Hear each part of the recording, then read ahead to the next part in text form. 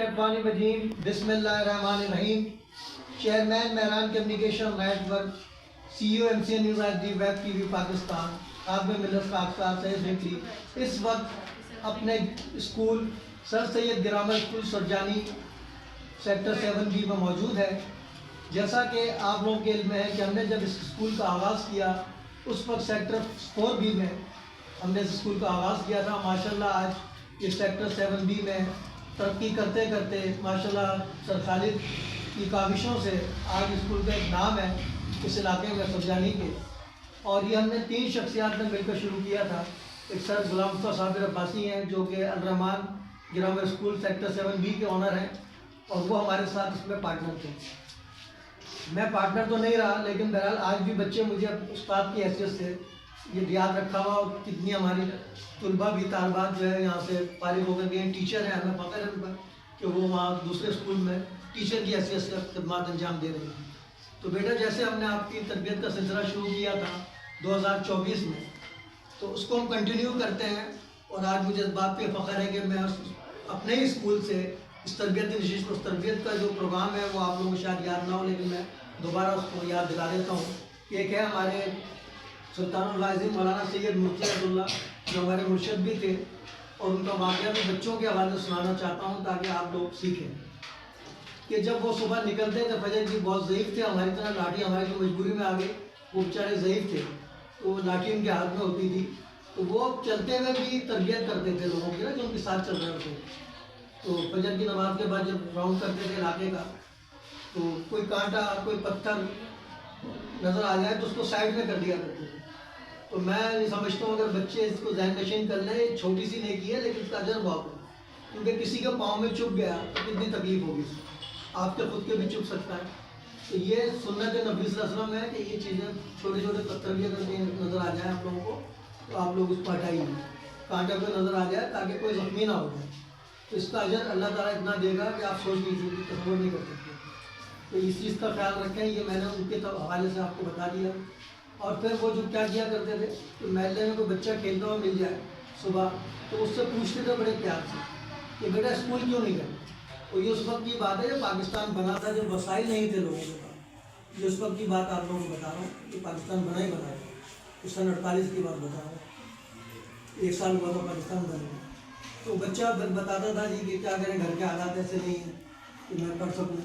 تو وہ اس بچے کو لے کر ان کے والدین کے پاس جاتے تھے اور ان سے پوچھتے تھے کہ بھائی کیا مسئلہ ہے. وہ کہتے جی وسائل نہیں ہے, کھانے کے لیے نہیں ہے, تم پڑھائیں گے کیسے. پہلے یہ ذمہ داری آج سے آپ کی ختم ہے. آپ کا کام صرف اتنا ہے کہ بچے کو نہلا دھلا کر تیار رکھنا.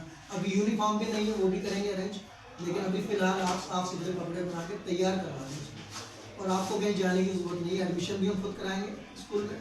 تو ہمارا جو اسکول تھا وہ تھا بھی بہت دور, تقریباً 1 کلومیٹر وہاں سے جہاں ہم لوگ رہائش تھی وہاں 1 کلومیٹر تھا. تو وہ بچے کو تیار کرنے کی ذمہ داری 2 بندوں کی انہوں نے ڈیوٹی لگائی ہوئی تھی کہ ایک جو ہے ابھی سے ڈسپلن بھی سکھانا ہے بچوں کو, اسکول سے ہی ڈسپلن سکھانا ہے. یہ قطار لگواتے تھے اور ایک آگے ہوتا تھا اور ایک پیچھے, تاکہ وہ قطار جو ڈسٹرب نہ ہو, بالکل سیدھی رہے. اور اسکول تک اسی قطار کی شکل میں بچے جاتے تھے, اور اسی طرح جب اسکول آف ہوتا تھا تو واپس بھی اسی طرح آتے تھے, اور اسی طرح وہ لوگ ان کو بچوں کو ان کے گھروں پر پہنچایا کرتے. تو آپ دیکھیں کہ کتنی محنت کیا کرتے تھے وہ لوگ, کہ لوگوں کو تو اپنے اولاد کی فکر نہیں ہے, ان کو پوری قوم کی فکر ہے, چاہے ہندو ہو عیسائی ہو کوئی بھی تھے. محلے کے لوگ اگر ان کا افورڈ نہیں کر سکتے تھے تو ان کو جو ہے وہ تعلیم دلواتے تھے.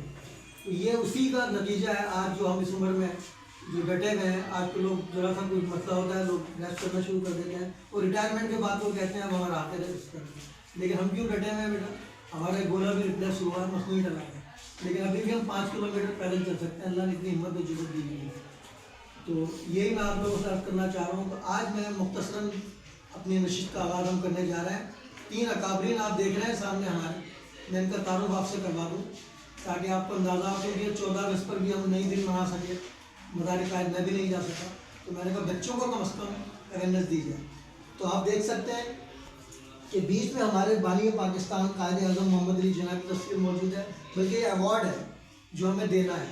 اور انشاءاللہ تعالیٰ ماہ فروری میں جو ایوارڈ کی تقریب ہوگی انشاءاللہ آپ لوگ بھی شریک ہوں گے, ہمارے اسکول کے بچے بھی اس تقریب میں بڑی بھرپور تقریب ہوگی. تو وہاں پر یہ لوگوں کو دیے جائیں گے ایوارڈ. تو پہلا جو ایوارڈ ہے ہمارے بانی پاکستان قائد اعظم محمد علی جناح کا.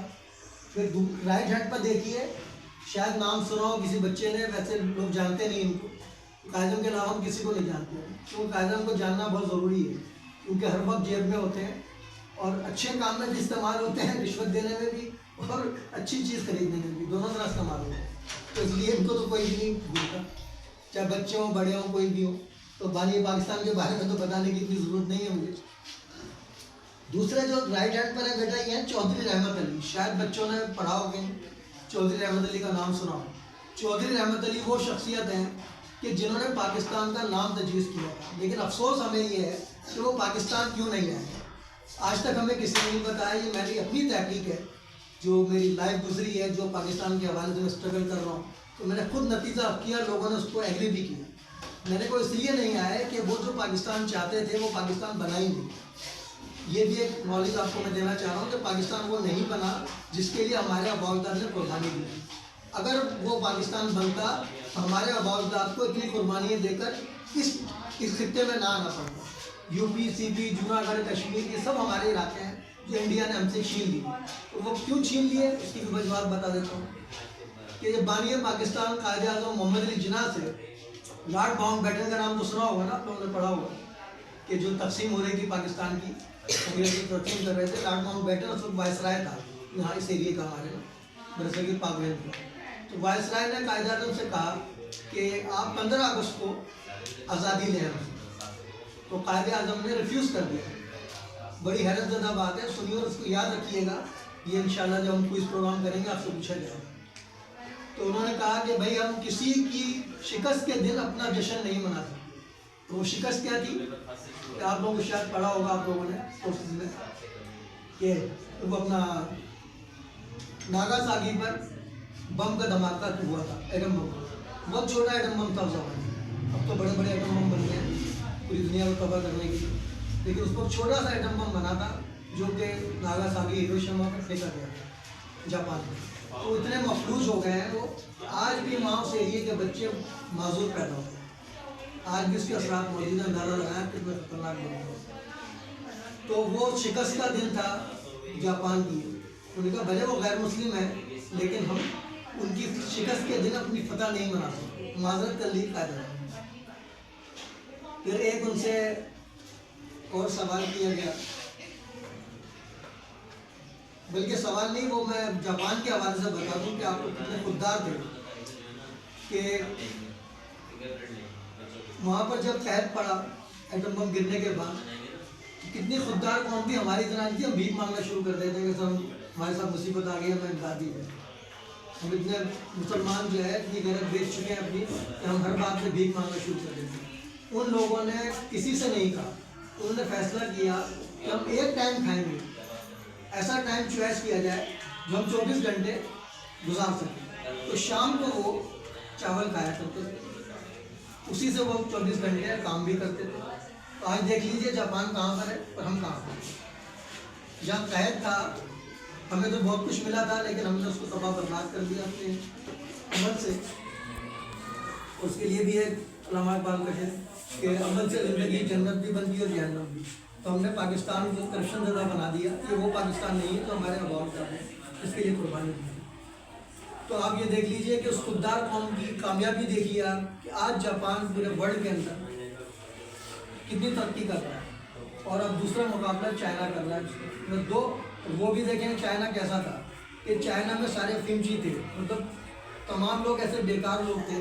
ان کے لیڈر نے جب محسوس کیا تو انہوں نے کہا کہ ان کو پہلے ختم کرو تو قوم بنے گی.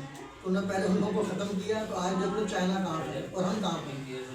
یہ نہیں ہے پاکستان کا صلاحیت بیٹا بہت ہے, بہت صلاحیت ہے ہمارے بچوں میں. لیاری تک کے بچوں میں, یہ میں 35 سال پرانی بات بتا رہا ہوں. میں لیاری گیا ایک پروگرام فنکشن میں, تو میں حیران ہو رہا تھا کہ لیاری کے بچے اتنی بہترین انگلش بول رہے تھے کہ بڑے بڑے جو ہے جو استاد ہیں نا وہ بھی نہیں بول پاتے ایسی انگلش. جو وہاں کے بچے جو ہے ٹیبلو پیش کر رہے تھے انگلش کے اندر اور تقاریر کر رہے تھے. وہ تو میں حیران ہو گیا تھا. 35 سال پرانی بات بتا رہا ہوں. اب تو وہاں بھی بہت ترقی ہو گئی ہے, لیکن اس زمانے کی بات میں آپ کو بتا رہا ہوں. تو میں امید کرتا ہوں انشاءاللہ میرے اسکول کے بچے جو ہے اسی طرح محنت کریں گے اور یہ تینوں اکابرین کا میں اور تیسرے اکابرین کون ہے؟ یہ ہمارے استاد ہیں. یہ گورنمنٹ لاء کالج کے پرنسپل تھے, یہ ہمارے سرپنچ بھی تھے مہران کے, آپ لوگوں کو بھی اذان حاضر ہونا چاہیے. یہ ان کا نام ہے پروفیسر مسعود احمد عباسی.